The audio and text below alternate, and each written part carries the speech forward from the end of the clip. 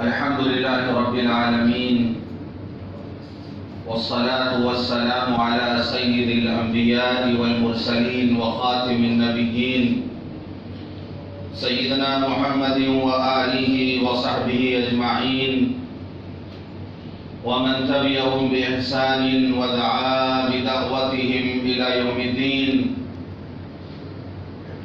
أما بعد، عن أبي هريرة رضي الله عنه قال: قال رسول الله صلى الله عليه وسلم: إن الله لا ينظر إلى صوركم وأموالكم ولكن ينظر إلى قلوبكم وأعمالكم.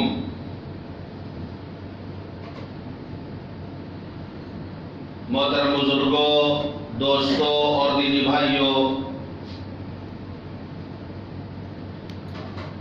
قربانی اور حج کی عبادت مکمل ہوئی. قربانی ہمیں یہ پیغام دے کر گئی کہ اللہ کے لیے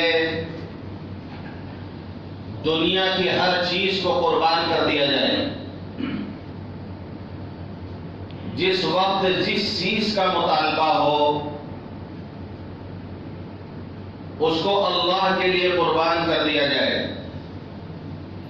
ہم سے جانور کی قربانی مانگی گئی، جانور کی قربانی کا مطالبہ کیا گیا، وہ ہم نے اللہ کی توفیق سے پورا کیا. ایک بات تو یہ معلوم ہوئی کہ انسان کو اللہ نے اشرف المخلوقات بنایا ہے اور دنیا کی تمام چیزوں کو اس کے تابع کر دیا ہے. جمادات، نباتات، حیوانات کہ ان الدنیا خلقت لکم، یہ دنیا اے انسانوں، یہ دنیا تمہارے لیے پیدا کی گئی. وَإِنَّكُمْ خُلِقْتُمْ لِلْآخِرَةِ، اور تم آخرت کے لیے پیدا کیے گئے. انسان ان چیزوں کا استعمال کرتا ہے. انسان اپنے آرام کے لیے ان چیزوں کا استعمال کرتا ہے. بعض جانور ایسے ہیں کہ انسان بال برداری کا کام لیتا ہے، سواری کا کام لیتا ہے. بعض جانور ایسے ہیں جن کو انسان کھاتا ہے، استعمال کرتا ہے.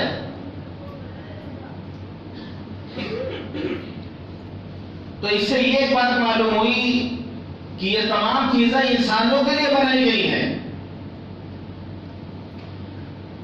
اور رہا قربانی کا معاملہ، تو دنیا کے اندر کوئی قوم اور کوئی مذہب نہ ایسی گزری ہے اور نہ ایسی ہے کہ جس کے یہاں قربانی نہ ہو. چاہے اس کی شکل بدلی ہوئی ہو، اس کا نام بدلا ہوا ہو، کیونکہ اللہ قرآن میں فرماتا ہے کہ ہم نے ہر امت کے لیے ہم نے قربانی بنایا. یہ قربانی کا عمل ہر امت، ہر قوم نے رکھا. کیا کہ جو مذاہب ہیں، جو ماننے والے ہیں، ان کے ہاں کسی نہ کسی شکل میں قربانی ہے. وہ دیوی دیوتاؤں کے نام پہ بلی چڑھاتے ہیں، وہ جانور ذبح کرتے ہیں. تو مسلمان قربانی کرتے ہیں، اسلام کا یہ حکم ہے. تو قربانی کا عمل ہر قوم میں ہے، بس اس کی شکل بدلی ہوئی، اس کا نام بدلا ہوا ہے. ہمیں یہ حکم دیا گیا کہ جب ہم جانور کے گلے پر چھری پھیریں تو اس وقت ہماری نیت بہت صاف ہونی چاہیے اور بہت خالص ہونی چاہیے. اور یہ بھی نیت ہونی چاہیے کہ آج اللہ کا حکم آیا ہے تو ہم نے جانور کی قربانی دی ہے اور جانور کے گلے پہ چھری چلا رہے ہیں. جب کبھی جس چیز کا اللہ کی طرف سے مطالبہ ہو جائے گا، ہم پیچھے نہیں ہٹیں گے. جان کا، مال کا، جس چیز کا بھی مطالبہ ہو جائے، یہاں تک کہ اگر کبھی وقت پڑا، کبھی ضرورت پڑی اور ہماری جانوں کا مطالبہ کیا گیا، ہماری جانوں کا مطالبہ کیا گیا، تو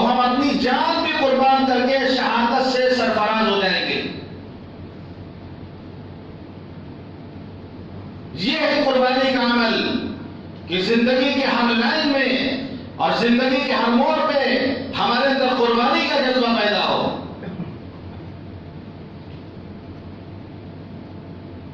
اور قربانی یا جو بھی عمل ہمارا ہو وہ اللہ کو راضی کرنے کے لیے ہو, اللہ کو خوش کرنے کے لیے ہو, اخلاص کے ساتھ ہو. ورنہ یہ جانور کل قیامت کے دن یہ اللہ کے سامنے کہے گا کہ اللہ تو نے اسے جو ہے دیا تھا, مجھے اس کے اختیار میں دیا تھا, اس کے قبضے میں دیا تھا, اس نے میری جان بھی لے لی, لیکن اس کی نیت دکھاوے کی تھی, اس کی نیت دکھاوے کی تھی, ریاکاری کی تھی. اس نے میری جان لے لی. میں اپنے کنبے قبیلے میں خوش تھا, میں اپنے کنبے قبیلے میں خوش تھا, اس نے مجھے ذبح کر دیا اور ثواب بھی اس کو کچھ نہیں ملا. تو اخلاص کے ساتھ ہم کام کریں.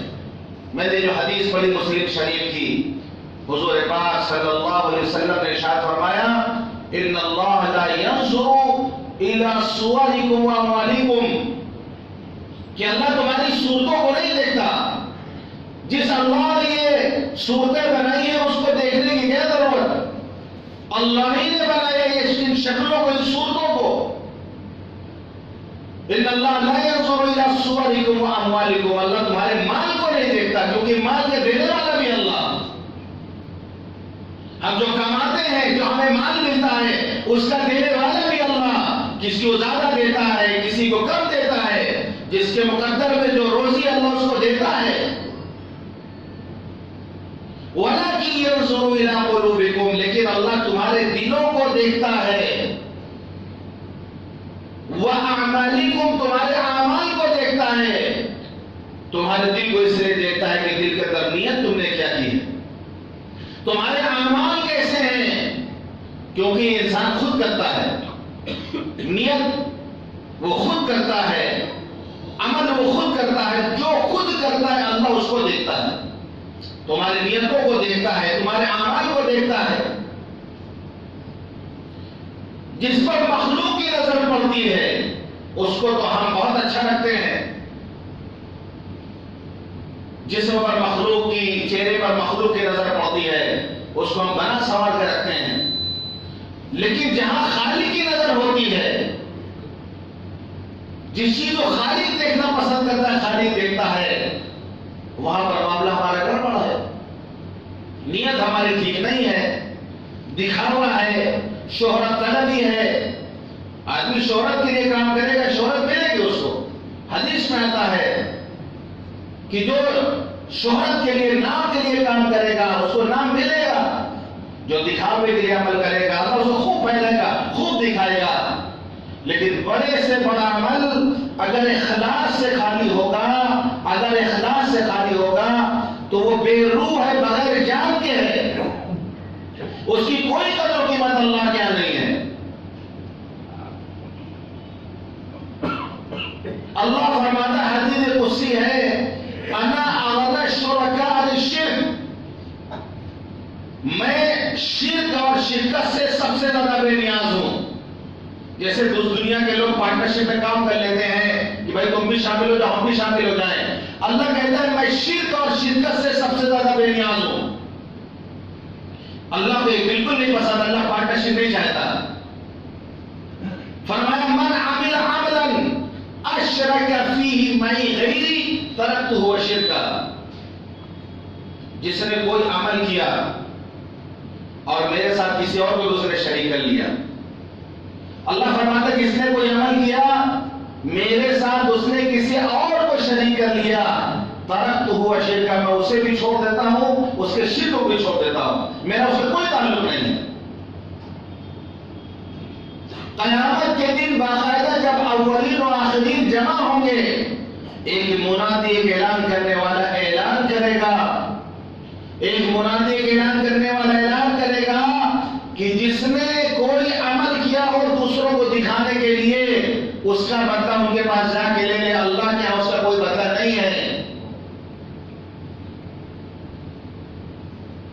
تو قربانی سے یہ پیغام ملتا ہے کہ جب ہم چھری پھیر رہے ہوں گردن پر اور گلے میں جب گلے پہ ہم چھری چلاتے ہیں تو اس وقت یہ نیت ہو کہ اللہ کا حکم جہاں پر آ جائے گا، جس چیز کا مطالبہ ہوگا قربانی کا، ہم اس کو پیش کریں گے۔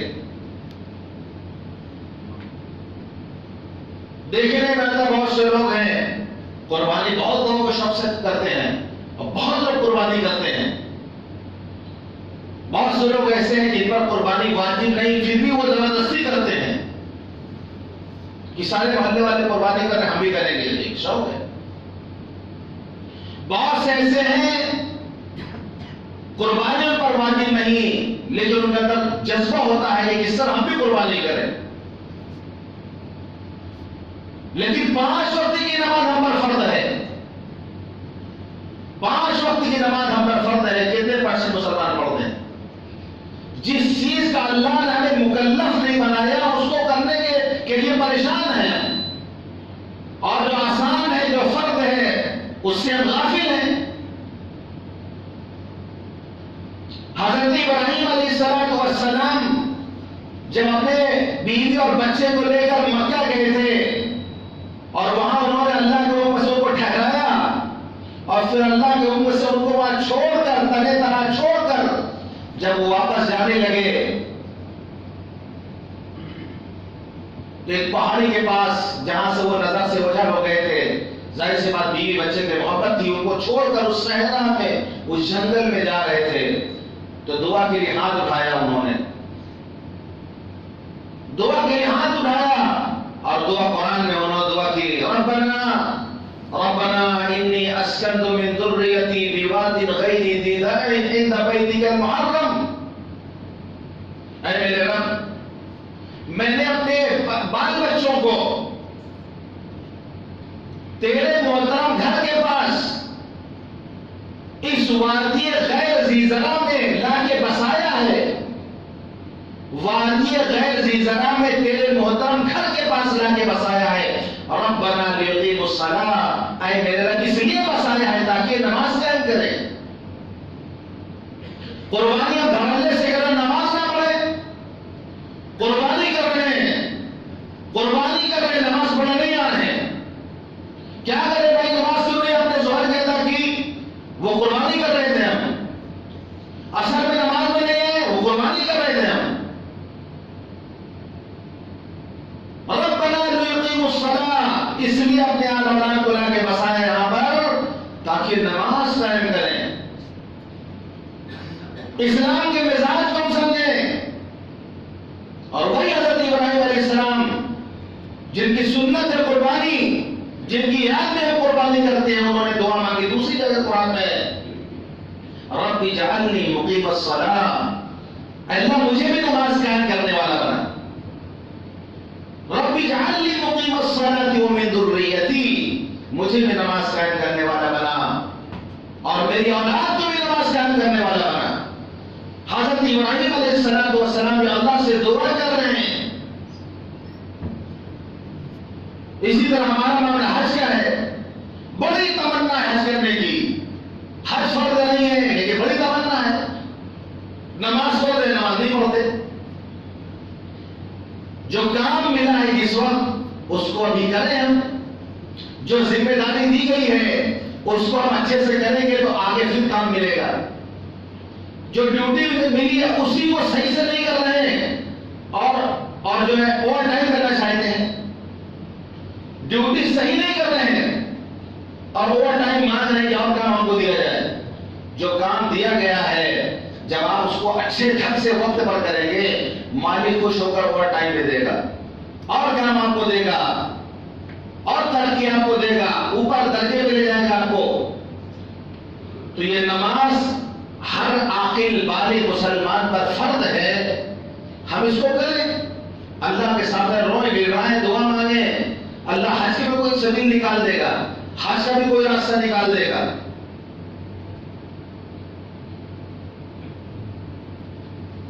تو قربانی یا حج، ان کا ایک پیغام یہی ہے کہ حاجی بھی جب حج کرنے جاتا ہے سب کو چھوڑ کے چلا جاتا ہے، نہیں چلا جاتا ہے، سب ملک میں وطن میں رہ جاتے ہیں، سارے لوگ اکیلے جاتا ہے، احرام کی حالت میں جاتا ہے، یعنی گویا اس کا دنیا سے کوئی تعلق نہیں، کفن اس نے پہن لیا ہے۔ عرفات کا میدان دیکھیں آپ، سفید کلر کا نظر آئے گا بالکل، ہر حاجی احرام میں یہ جس لباس پر فخر کرتا تھا، جس لباس پہ فخر کرتا تھا، سب سے پہلے اس کا کپڑا اتروائے گا اس سے، اپنے نام اپنی تعریف کرتا تھا، اپنی بڑائی بیان کرتا تھا، زبان پہ ترانہ کہا گیا کہ لبیک اللہم لبیک، اللہ کا تذکرہ کرو، اللہ کی بڑائی بیان کرو، اللہ کی کبریائی بیان کرو جس کا کوئی شریک نہیں ہے۔ شرک سے برات کا اظہار کروایا گیا، لا شریک لک، اس کا کوئی شریک نہیں، شرک سے برات کا اعلان کروایا گیا پہلے کہ جب تک یہ اعلان نہیں کرو گے تمہارا حج معتبر نہیں ہوگا، تمہارا عمرہ معتبر نہیں ہوگا۔ احرام باندھ کر پہلے کہو لا شریک لک، کہ اللہ تیرا کوئی شریک نہیں ہے، یہ اعلان نہیں کرو گے تمہارا حج مقبول نہیں، تمہارا عمرہ مقبول نہیں۔ آپ نے فرمایا ان اخوف ما اخاف علیکم الشرک الاصغر، میری امت کے لوگوں مجھے تم پر شرک اصغر کا ڈر ہے کہ تم شرک اصغر میں مبتلا ہو جاؤ گے۔ تو صحابہ نے پوچھا اللہ کے رسول شرک اصغر کیا ہوتا ہے؟ آپ نے فرمایا ریاکاری اور دکھاوا، ریاکاری اور دکھاوا کی تم عمل کرو گے، دکھاوے کے لیے کرو گے، یہ شرک ہے۔ نفاق کی بدترین شکل ہے کہ دل کے اندر نیت کچھ اور ہو اور عمل میں کچھ اور ہو، ظاہر کچھ اور ہو، باطن کچھ اور ہو۔ یہ نفاق ہے جو شرک کی بدترین قسم ہے۔ یہ منافقین بھی مسجد میں آتے تھے، نماز پڑھتے تھے، حضور پاک صلی اللہ علیہ وسلم کی اقتداء میں نماز پڑھتے تھے، صحابہ کرام سے کندھے لگا کے کھڑے ہوتے تھے، وہ ظاہر ان کا یہ تھا، لیکن اندر میں نفاق تھا، اندر میں اللہ کے رسول اور صحابہ کرام کی دشمنی تھی، اندر میں اسلام سے نفرت تھی، لیکن ظاہر میں نماز میں آتے تھے، مسجد میں آتے تھے، نماز پڑھتے تھے وہ، لیکن دل تک ان کا صاف نہیں تھا، ظاہر اور باطن میں مطابقت نہیں تھی۔ یہ تو نفاق ہے، اور انہی کے بارے میں کہا گیا کہ ان المنافقین فی الدرک الاسفل من النار، کہ منافقین سب سے نیچے والے طبقے میں ہوں گے جہنم میں، جہنم کے سب سے نیچے والے طبقے میں ہوں گے، کیونکہ نفاق شرک کی سب سے بدترین قسم ہے۔ ہمارا حال ہر مومن کی طرف سے ہمارا دل صاف ہونا چاہیے، ہمارا دل صاف ہونا چاہیے ہر مومن کی طرف سے۔ یہ دیکھیں سامنے بڑے اس سے مسافہ کر رہے ہیں، مسکرا رہے ہیں، اندر میں کینہ کپٹ بھرا ہوا ہے، وہ تو دھوکے میں پڑا ہوا ہے کہ یار یہ ہمارا دوست ہے۔ اللہم انی اعوذ بک من خلیل ماکر، دعا سکھائی گئی ہے اللہ مکار دوست سے میں پناہ مانگتا ہوں۔ اذ رأى حسنة دفنها، جب مجھے کوئی اچھا عمل کرتے ہوئے دیکھتا ہے تو اس کو دفن کر دیتا ہے، کسی سے نہیں بتاتا۔ وَإِذْ رَأَى سَيِّئَةً أَذَاعَهَا، میرے اندر کوئی کمی خرابی دیکھتا ہے تو میڈیا بن جاتا ہے، وہ شہرت مشہور کر دیتا ہے۔ ایسے دوست سے اللہ پناہ مانگتے ہیں۔ یہ آدمی ظاہر میں کچھ ہو، اندر میں کچھ ہو، یہ تو نفاق ہے۔ یہ منافقین یہی کرتے تھے کہ حضور پاک صلی اللہ علیہ وسلم کے اقتداء میں نیت باندھ کے نماز پڑھیں، اندر میں دشمنی ہے۔ جس امام کے پیچھے نماز پڑھیں اس امام کی قدورت اور دشمنی دل کے اندر بھر کے رکھے ہوئے ہیں۔ ظاہر میں لوگ سمجھتے ہیں کہ بہت اچھے ہوں گے، لیکن اندر سے یہ حال ہے کہ دشمنی ان کے دلوں کے اندر اور سینوں کے اندر بھری ہوئی ہے، اور اس کو مٹانا بھی نہیں چاہتے، اس کو ختم کرنا بھی نہیں چاہتے، کیونکہ کچھ جاہل مفتی فتویٰ دے دیں گے نماز تو ہماری ہو جائے گی، مفتی سے فتویٰ لیں گے کہ امام سے دشمنی ہم رکھیں اور پھر اس کے پیچھے نماز پڑھیں، نماز ہوگی کہ نہیں ہوگی؟ تو مفتی فتویٰ دے گا ہاں ہو جائے گی، نماز پڑھو اس کے پیچھے۔ خود تو سوچو یار، جس سے دشمنی اس کی دکان کو سامان لینے لے جاؤ گے، تم اپنے دل کو تو سوچو، کم سے کم تمہاری انسانیت کہاں مر جاتی اس وقت۔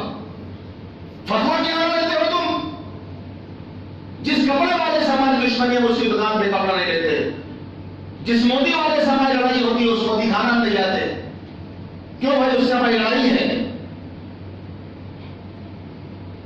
جس امام سے تم کو دشمنی ہے تمہارا دل کیسے گوارا کرتا ہے اس کے پیچھے نماز پڑھتے ہو تم. اس کا مطلب نماز کی تمہارے یہاں کوئی اہمیت کوئی وقت نہیں ہے. یا تو اپنے دل کو صاف کر لو یا اس کی ابتدا میں نماز پڑھنا چھوڑ دو گے. لیکن یہ نفاق نہیں ہونا چاہیے, یہ دوغلاپن نہیں ہونا چاہیے. یہ منافقین کا شیوا ہے, مومنین کا شیوا نہیں ہے. یہ فتویٰ لینے جائیں گے تو آسانی کے لیے بہت سارے فتوے مل جائیں گے, لیکن خود تو سوچو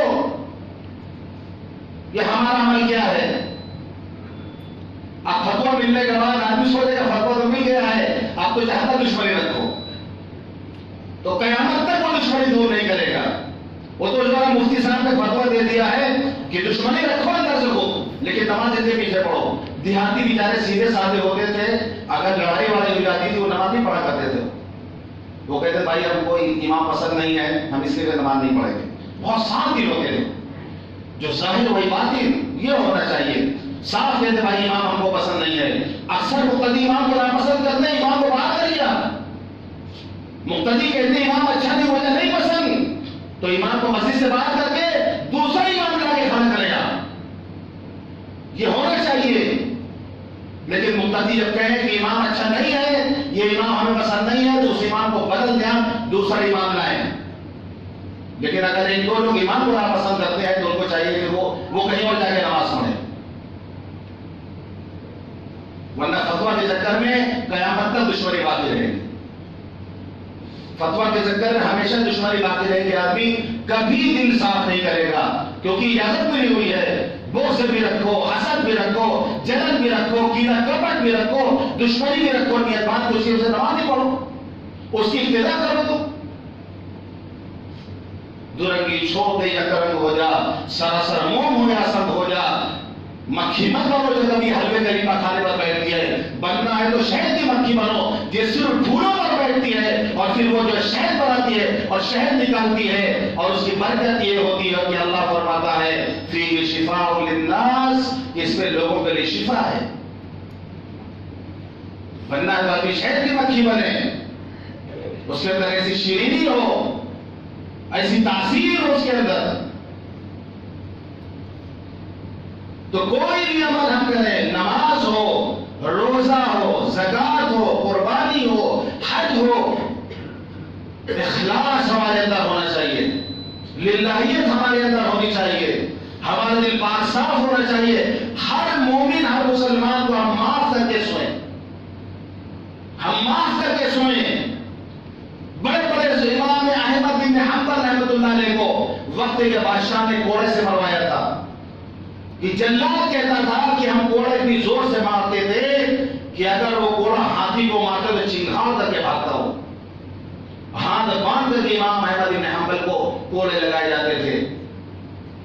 لگانے کو کر کے کوڑے, بعد میں جب معافی مانگا بادشاہ نے کہ آپ ہمیں معاف کر دیں, پچھتاوا ہو اس کو, آپ ہمیں معاف کر دیں, تو امام حنبل نے فرمایا جب پہلا کوڑا لگتا تھا دوسرا کوڑا لگنے سے پہلے میں پہلا کوڑا معاف کر دیتا تھا.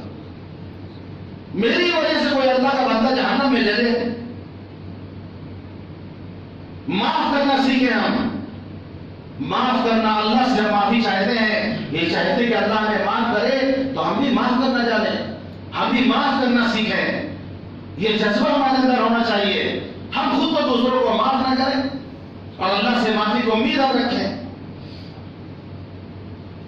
فاعفوا واصفحوا, اللہ فرماتا ہے معاف کر دیا کرو, درگزر کر دیا کرو. الا تحبون ان یغفر اللہ لکم, کیا تم نہیں چاہتے ہو کہ اللہ تمہیں معاف کر دے؟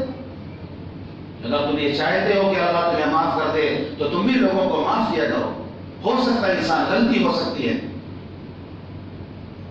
لیکن معاف کرنے کا جذبہ ہمارے اندر ہونا چاہیے.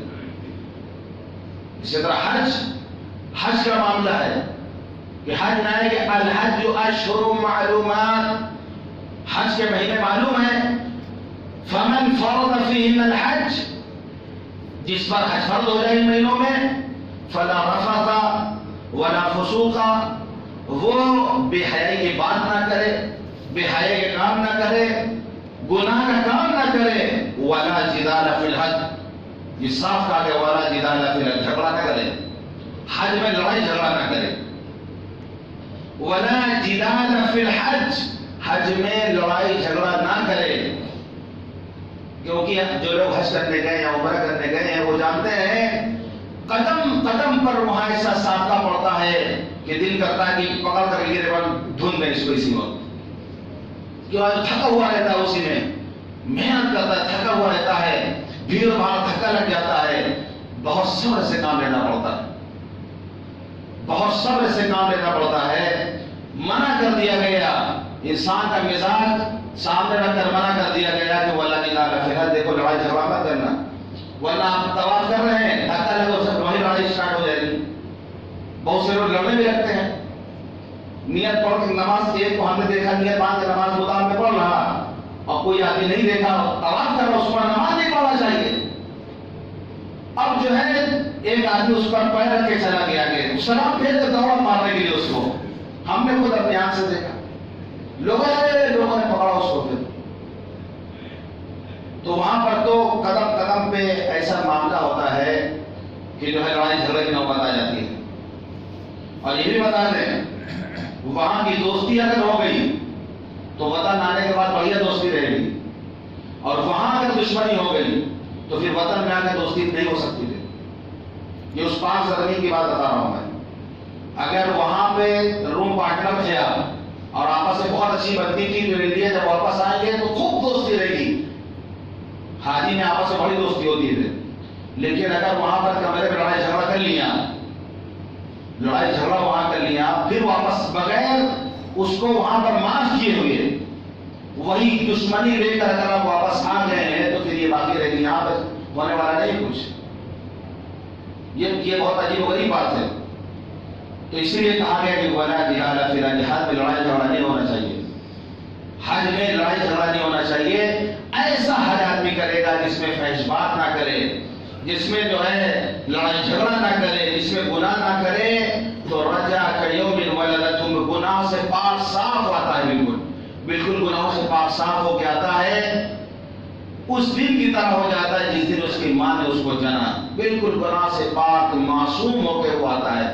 لیکن اس کے لیے شرط ہے یہ کہ لڑائی جھگڑا نہ کرے، گناہ نہ کرے، فحش باتیں گندی باتیں نہ کرے، گالی گلوچ نہ کرے، منع کیا گئی چیزوں سے۔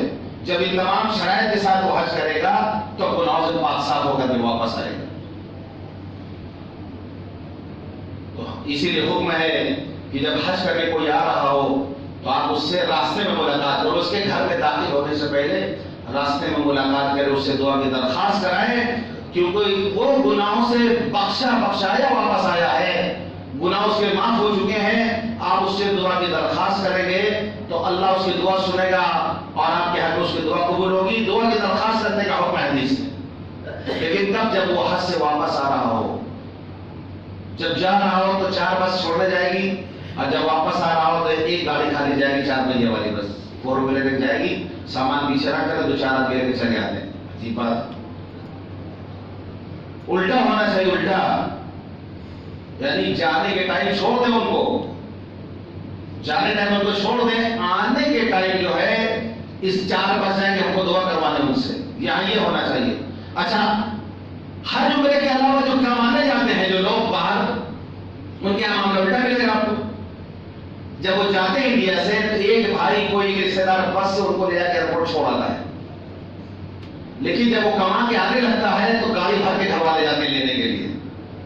یہاں معاملہ الٹا دیکھا ہم نے، جب آتا ہے ماموں کما کر کے، چچا کما کر کے، بھائی کما کر کے، تو گاڑی کر کے سب بہنے گھر والے 1-2 گاڑی بھر کر کے ایئرپورٹ لانے جاتے ہیں کہ میرا رشتے دار آ رہا ہے۔ لیکن جس وقت وہ جا رہا ہوتا ہے، جس وقت وہ جا رہا ہوتا ہے تو ایک آدمی کوئی اس کو جو ہے چھوڑاتا ہے جا کر کے۔ تو یہ ہونا چاہیے کہ بیان محلے میں گیا ہے تو گھر میں داخل ہونے سے پہلے ان سے دعا کی درخواست کرانی چاہیے۔ تو یہ حج اور عمرہ اور یہ قربانی، یہ جو بھی عمل ہو ہمارے اخلاص کے ساتھ ہو، اللہ کے لیے ہو۔ اللہ تعالی ہم سب کو کہنے اور سننے زیادہ عمل کرنے کی توفیق عطا فرمائے۔ وآخر دعوانا الحمد للہ رب العالمین.